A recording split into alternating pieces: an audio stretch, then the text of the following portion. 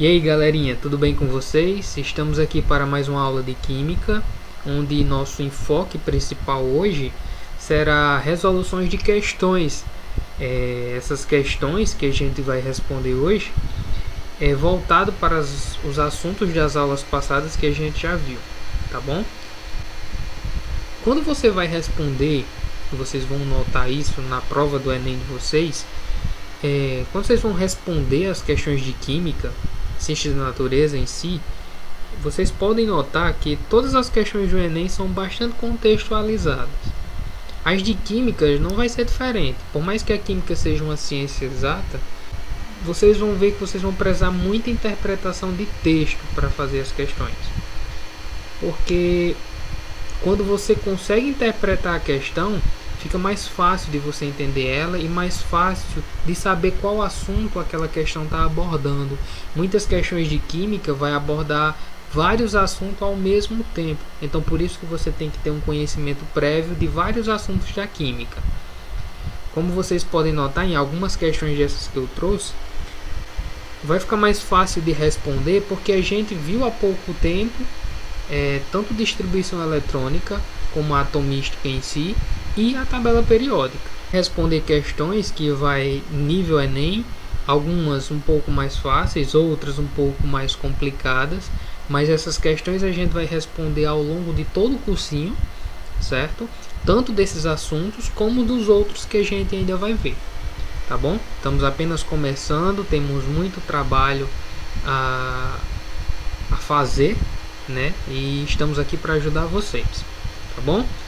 De antemão eu já falo para vocês qualquer dúvida, porque assim, a gente vai responder as questões, vou explicar o porquê que a questão alternativa é essa, o porquê que não é também. Mas se por acaso vocês surgirem alguma dúvida, professor, mas por que não é aquela alternativa e por aí vai, vocês podem entrar em contato comigo pelo WhatsApp que eu explico mais detalhadamente ainda, tá bom? Lembrando que todas as questões que eu vou trazer aqui para vocês são tirados de vestibulares, são tirados de próprio Enem, certo? Questões passadas de Química do Enem e questões níveis.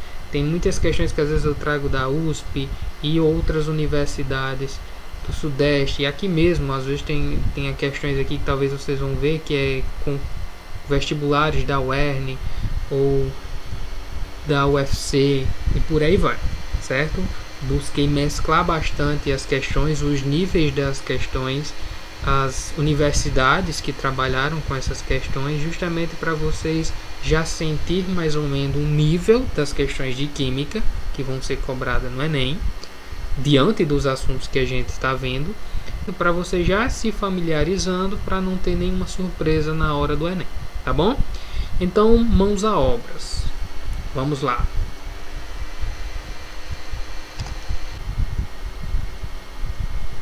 Pessoal, não reparem muito na numeração da questão, é porque eu tenho um banco de dados de questões de universidades e tudo mais. Então assim, eu trouxe uma numeração aleatória, tá bom? A questão A21 é da URJ 2019. Ela diz assim: recentemente, cientistas conseguiram produzir hidrogênio metálico, comprimindo hidrogênio molecular sob elevada pressão. As propriedades metálicas desse elemento são as mesmas dos demais elementos do grupo 1 da tabela de classificação periódica. Essa semelhança está relacionada com o subnível mais energético desses elementos, que correspondem a... Aí ele dá as alternativas: A, NS1, B, NP2, C, ND3, D, NF4 e E, NS2. O que vocês acham?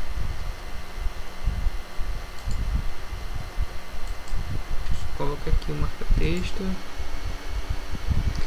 Pessoal, lembre o que eu falei. Sempre, quando vocês lerem as questões, vocês lerem elas detalhadamente e pausadamente, para vocês entenderem. O hidrogênio está lá na família 1A. O hidrogênio já está no grupo 1. Só que nas aulas de tabela periódica a gente frisou bastante que o hidrogênio ele está lá, mas ele não faz parte de nenhum grupo da tabela periódica, certo? Ele está no grupo 1, mas ele não tem características que, vamos dizer assim, o hidrogênio ele não tem características de se agrupar em nenhum grupo da tabela periódica, o que a gente chama o hidrogênio um elemento solitário da tabela periódica. Porém, recentemente, os cientistas conseguiram produzir o hidrogênio metálico a partir do hidrogênio molecular sobre elevada pressão. E essas propriedades desse hidrogênio metálico é que fizeram o hidrogênio se agrupar aos elementos do grupo 1 da tabela periódica. Que foi o quê? O que foi que causou isso? Justamente a relação do subnível mais energético. A gente sabe que o hidrogênio ele tem quantos elétrons? Tem um elétron. Então a distribuição eletrônica desse hidrogênio ele vai ser quanto? 1s1. Tá bom? 1s1. Então, devido a essa relação do subnível mais energético, S1, ele fica relacionado com os elementos do grupo 1. Então, qual é a alternativa correta aqui? Professor, eu ainda não entendi direito. Pessoal, se vocês pegarem a tabela periódica de vocês vão observar que o hidrogênio ele fica um pouco afastado da toda a tabela periódica. É justamente por isso, o hidrogênio ele não se encaixa em nenhum grupo, em nenhuma família, certo? Mas o que faz o hidrogênio ficar ali na família 1, ou família 1A, como queiram, é justamente essa descoberta do hidrogênio metálico. Que é o que? Os cientistas notaram que o hidrogênio metálico ele tem características que se assemelham aos elementos do grupo 1 devido ao que? Seu subnível mais energético. Aí como é que eu faço para responder essa questão? Qual é o subnível mais energético do hidrogênio? Você faz a distribuição eletrônica do hidrogênio. O hidrogênio tem quantos elétrons? Tem 1. Então, com certeza, a distribuição eletrônica do hidrogênio vai ser o que? 1s1. Então percebeu que tá meio feia aqui a letra, mas relaxa. Então perceberam que a distribuição eletrônica do hidrogênio é 1s1. Então qual é o subnível aqui? O subnível mais energético é S1. Então com certeza a alternativa vai ser a A. Professor, mas eu não entendi o porquê que tem esse NS1. S1 é o subnível energético e esse N vai representar o que? Os níveis de energia. Não importa qual seja o nível, mas o subnível mais energético é S1. O subnível mais energético é P2, ou é D3, ou é F4, ou é S2, certo? Então, como sabemos, o grupo 1 termina com subníveis S1. Então, é por esse motivo que o hidrogênio metálico se assemelha a esses metais. Que são metais o quê? Metais alcalinos. Tá bom? Eu trouxe aqui agora, só para vocês notarem, a tabelinha. A tabelinha de quê? Lembra que nas aulas passadas a gente viu a tabelinha de distribuição eletrônica. Essa aqui é a tabela periódica, mas está organizada pela distribuição eletrônica. Tá aqui, ó, o hidrogênio está aqui, não é? O hidrogênio ele está isolado dos outros elementos da tabela periódica. Por quê? Porque ele não tem característica para se fixar em um grupo ou uma família. Mas ele fica próximo aqui da família 1, do grupo 1 ou família 1A, justamente porque o hidrogênio metálico ele tem o que? Um subnível energético igual ao da família 1. Hidrogênio metálico por quê? Porque no grupo 1 são os metais alcalinos. Então esse caráter metálico vem do hidrogênio metálico, tá bom? Então, por esse motivo, o hidrogênio fica no grupo 1. Por quê? Porque seu subnível energético é S1. Aí vamos lá, professor, mas essa tabelinha não tem na questão. Não, não tem. É só trouxe aqui para vocês terem a certeza que a semelhança que é relacionada ao hidrogênio metálico com o grupo 1 da tabela periódica é seu subnível energético. E qual é esse subnível? S1. Ok? 22. Unesp, São Paulo, 2018. Ela diz o seguinte: considere os elementos potássio, cobalto, arsênio e bromo, todos localizados no quarto período da classificação periódica. O elemento de maior densidade e o elemento mais eletronegativo são, respectivamente... A chave nessa questão, vocês têm que verificar o quê?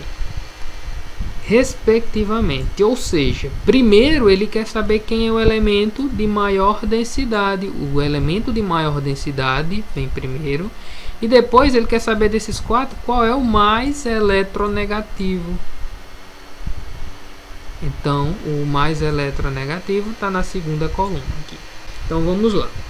Os quatro elementos que a gente vê aqui, potássio, cobalto, arsênio e bromo, ele já diz que está no quarto período da classificação periódica, certo? Ou seja, está no mesmo período. Estão em famílias diferentes, mas está no mesmo período. Qual é o elemento de maior densidade e qual o mais eletronegativo? E agora? Primeiro você tem que entender quais são essas duas propriedades, certo? Na aula passada a gente falou sobre eletronegatividade.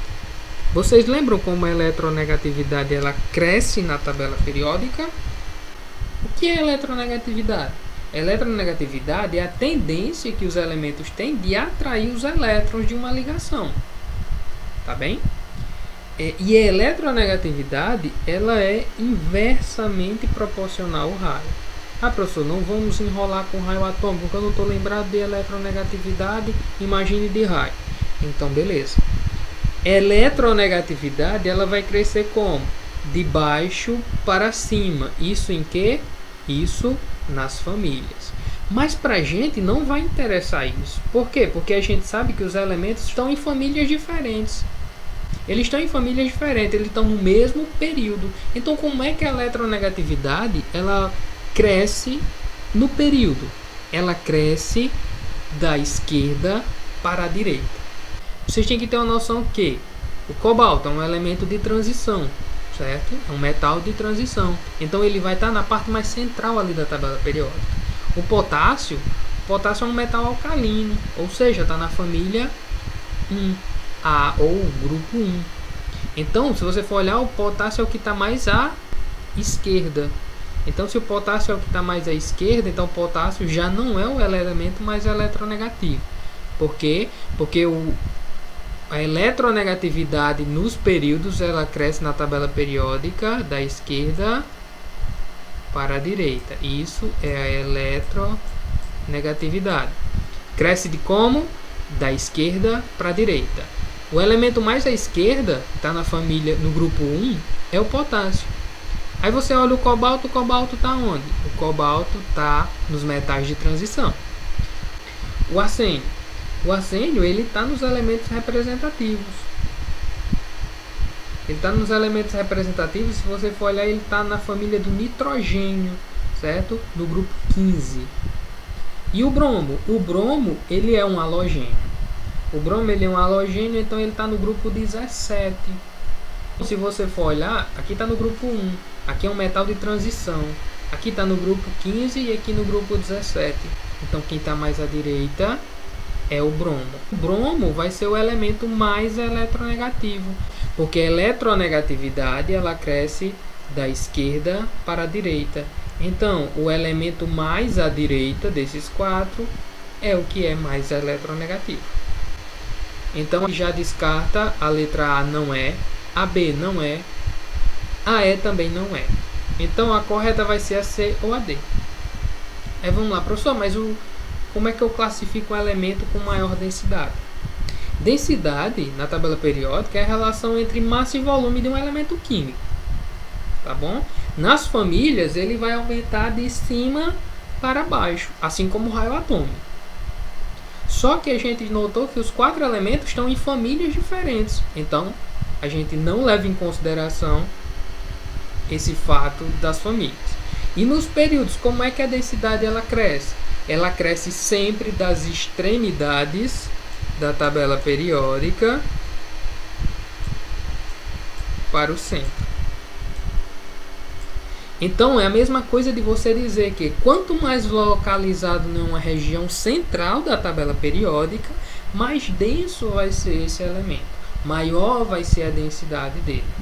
Lembra que a gente verificou aqui? Aqui é o grupo 1, não é? Então está numa extremidade. Aqui no grupo 17 está lá na outra extremidade. Aqui no grupo 15 esse aqui é um elemento de transição. Então se é um elemento de transição, ele vai estar na parte mais central da tabela periódica.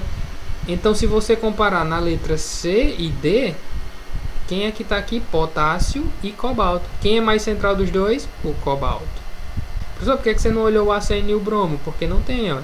Você não precisa mexer com arsênio e bromo.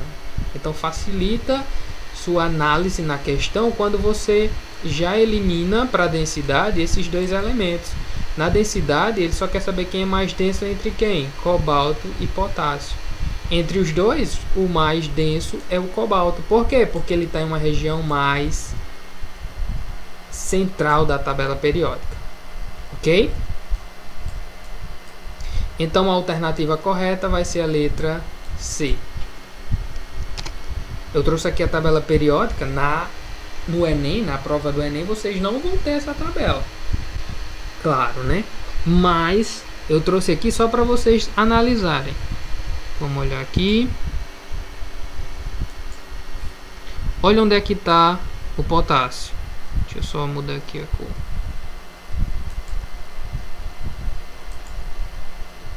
Olha onde é que está o potássio, né? Olha onde está o cobalto. O arsênio e o bromo. Quem é o mais eletronegativo? Mais eletronegativo. Eletronegatividade, ela cresce de baixo para cima, da esquerda para a direita. Quem é que está mais à direita? Dos 4 elementos é o bromo. Então, automaticamente, o bromo dos 4 elementos vai ser o mais eletronegativo. Por quê? Quanto mais à direita, mais eletronegativo. Devido ao crescimento ser da esquerda para a direita. Tá bom? Sobre a densidade. A densidade, ela cresce como? A densidade, ela cresce de cima para baixo. Opa! Essa seta ficou meio feia. Mas a densidade cresce de cima para baixo. E ela cresce como? Da extremidade para o centro. Só que a maneira em que tanto eletronegatividade e densidade crescem nas famílias, a gente não leva em consideração. Por quê? Porque aqui eles estão em famílias diferentes, mas eles estão no mesmo período. Então o que interessa para a gente é o crescimento dessas duas propriedades nos períodos. E nos períodos, na densidade, ele cresce das extremidades para o centro. Quem é que está mais ao centro? Olha aí, ó. Potássio está em uma extremidade, bromo está em outra. Então, consequentemente, eles têm uma menor densidade. A maior densidade vai ser quem? O cobalto, porque dos 4 elementos, ele é o que está mais na parte central. Certo? Entendido porque a letra C? Show! Vamos lá.